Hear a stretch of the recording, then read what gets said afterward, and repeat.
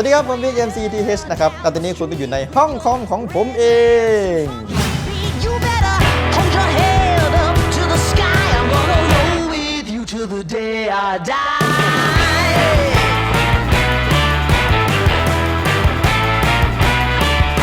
Hey, swing those hips around. Can't stop, roll back down. My ladies, short, tall, thin or wide, always down and ready to ride.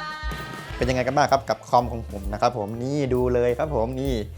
เครื่องที่ 1 เครื่องที่2นะครับนี่ดูเลยนะครับตามภาพนะครับยิ่งใหญ่อลังการเลยนะครับแน่อยู่2เครื่องนะครับผมก็วันนี้นะครับผมก็จะมาบอกสเปคคอมของผมนะครับที่เอาไว้ใช้ทำแอนิเมชันนะครับทั้ง2เครื่องเลยนะครับนี่ดูสังเกตนะครับเครื่องนี้ก็กำลังเรนเดอร์อยู่นะครับส่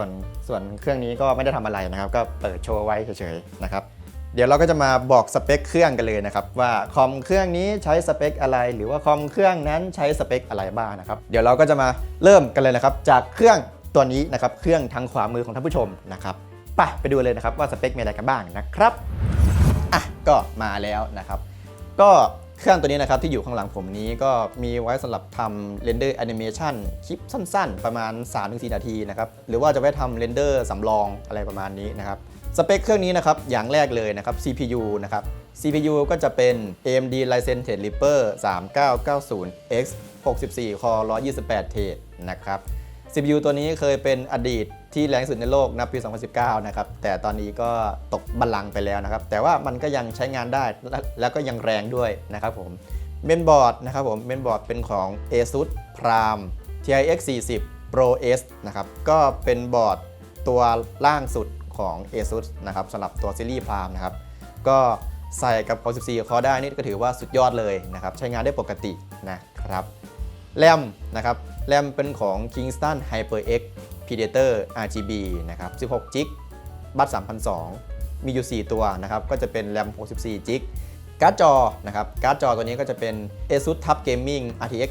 3090แรม24 g b นะครับผมที่ผมใช้แรมการ์ดจอ24 g b เพราะว่าในแอนิเมชันของผมมันใช้แบบโมเดลเยอะใช่ไหมอย่างว่าโมเดลเรือท้องฟ้า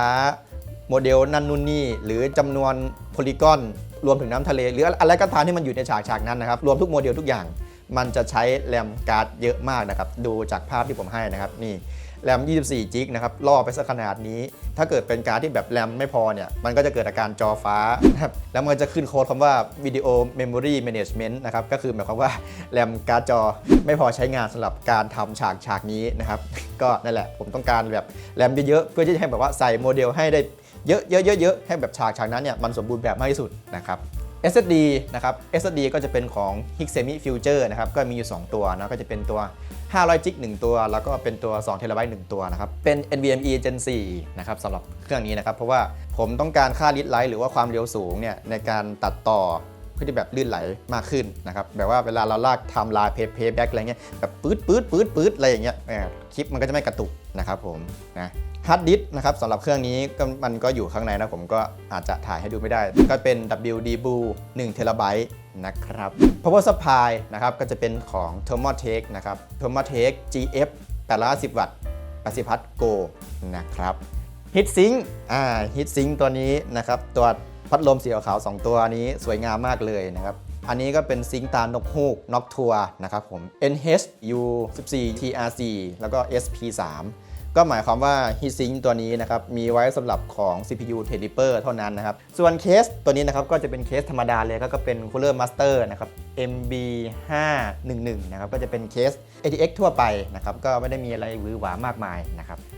ก็หมดแล้วนะครับสำหรับเครื่องตัวนี้นะครับเครื่องแรกเนาะเดี๋ยวเราจะไปดูเครื่องที่2กันเลยนะครับว่าสเปคจะมีอะไรบ้างนะครับไปดูกันเลยนะครับก็มาแล้วนะครับสำหรับเครื่องตัวนี้นะครับก็เป็นเครื่องที่2ของผมเองนะครับซึ่งเครื่องตัวนี้เนี่ยก็จะมีหน้าที่ทำคลิปแอนิเมชันที่เอาไว้สำหรับหนักที่สุดหรือคลิปประมาณ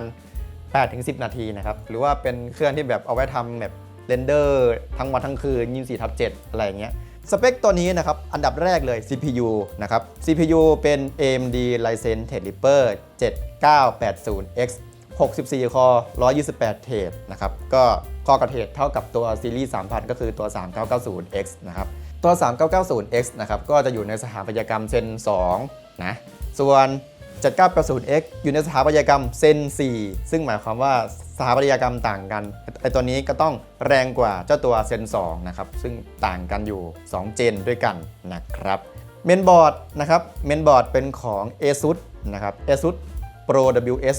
TIX 50 Sage Wi-Fi แล้วที่เห็นเป็นกล่องขาวอันนี้ไม่ต้องตกใจนะครับอันนี้เป็นบอร์ดล็อตแรกที่ยังผลิตกล่องไม่เสร็จนะครับแต่ว่าของภายในมีครบนะมีทั้งเมนบอร์ดมีสายไฟมีอะไรคู่มือครบหมดเลยนะครับยกเว้นหน้ากล่องนะครับที่มันจะไม่มีลายหน้าปกนะครับเอาจริงผมก็เอะใจเหมือนกันนะว่าเอ๊ะตามหลักความเป็นจริงแล้วเมนบอร์ดมันต้องผลิตเสร็จก่อนใช่ไหมครับแต่ว่าอันนี้กลับกันนะครับ CPU เปิดตัวก่อนเมนบอร์ดเปิดทีหลังนะครับก็ทำไงอะถ้าเกิดคนที่อยากใช้งาน CPU ตัวนี้ก็ต้องรอเมนบอร์ดนะครับผมอะไรประมาณทำนองนี้นะครับแรมนะครับตัวนี้จะเป็นแรมพิเศษอย่างหนึ่งนะครับอันนี้มันก็คือแรม Kingston Fury Renegade Pro DDR5 RDIMM RDIMM ก็คือเป็นแรม ECC นะครับผมก็แรมตัวนี้นะครับก็จะมี32 จิกนะครับบัส 6,000 มีอยู่ 4 แถวก็จะเป็น128 จิกนะครับแรมตัวนี้128 จิกก็เหลือเฟือเลยนะครับ128 จิกนี่คือขั้นแนะนำเลยนะครับสำหรับการสายทำงานตัดต่อ 4K หรือว่า 8K ตัดต่อ 10 บิตทำแอนิเมชันทำ 3D แบบหมุนปุ๊บฟับอะไรอย่างเงี้ยเนี่ยแรม128 จิกจะเป็นตัวช่วยในการทำงานนะครับการ์ดจอนะครับการ์ดจอตัวนี้ก็จะเป็น Gigabyte Gaming OC Radeon RX 7009 XTX นะครับอ่านชื่อยังเหนื่อยเลยนะครับกับการ์ดจอตัวนี้เพราะชื่อมันยาวมากจริงๆนะแต่ถ้าเกิดว่าเป็นรหัสก็นะครับ RX 7009 XTX นะครับในประมาณนี้นะครับแรม24 จิกเหมือนกันนะครับก็อย่างที่บอกไปนะผมต้องการแบบแรมในการทำฉากแอนิเมชันต่อฉากอะไรอย่างนี้นะครับส่วน M.2 นะครับเครื่องตัวนี้มีอยู่3ตัวด้วยกันนะครับเครื่องก่อนหน้ามีอยู่2ตัวใช่ไหมส่วนเครื่องนี้มีอยู่3ตัวด้วยกันนะครับก็จะเรียงจากตัวท็อปไปจนตัวล่างนะครับผมตัวแรกนะครับ Samsung 990 Pro 2 TB ตัวที่2ก็จะเป็น Samsung 980 Pro 500 GB นะครับส่วนตัวที่ 3 ก็คือ Samsung 960 Pro 1 TB นะครับ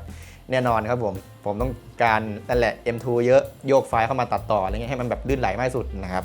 ฮาร์ดดิสก์ตัวนี้นะครับก็เป็น WD Blue 6 TB นะครับ6 TB นี้บางคนอาจจะคิดว่าเยอะสำหรับบางคนหรือว่าใช้ยันชาติหน้าอะไรอย่างนี้นะครับแต่ว่าความจริงแล้วของผมเหลืออยู่แค่ไม่กี่เทราไบต์ก็จะเต็มแล้วนะครับสำหรับการทำแอนิเมชันนะครับเพราะว่าด้วยไฟล์ของผมมันเยอะใช่ไหมไฟล์งานของผมมันใหญ่นะครับผมก็ต้องการความจุให้ได้เยอะมากที่สุดนะครับซาวด์การ์ดนะครับก็จะเป็นของ Creative Soundbuster AE5 Plus นะครับที่ผมใช้ตัวนี้เพราะว่าผมชอบโทนเสียงของซาวด์การ์ดตัวนี้นะครับก็เป็นซาวด์การ์ดเริ่มต้นในการทำคลิปหรือว่าการเล่นเกมที่แบบกำลังดีเลยนะครับPower Supply ของเครื่องเจ้าตัวนี้นะครับก็จะเป็นของ Corsair นะครับผม Corsair HX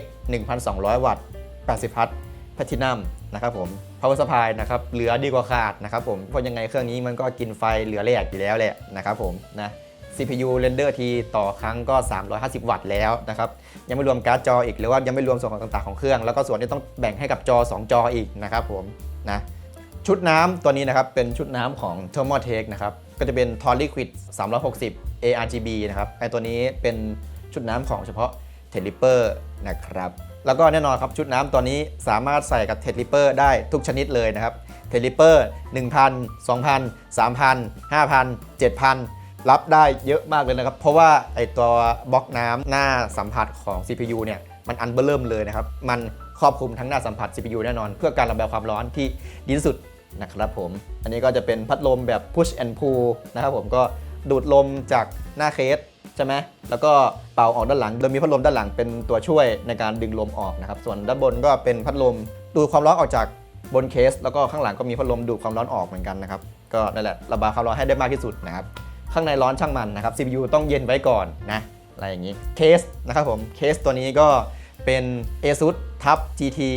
501นะครับก็เป็นเคสที่แบบนั่นแหละดุดันทรงทหารเลยนะครับก็น่าจะหมดนั่นนะครับสำหรับการรีวิวคอมพิวเตอร์2เครื่องของผมนะครับเป็นไงกันบ้างครับกับคอมสเปค2เครื่องของผมเองนะครับสเปคแต่ละเครื่องนี่ก็ไม่ใช่เล่นๆเลยนะครับ ถ้าถามว่า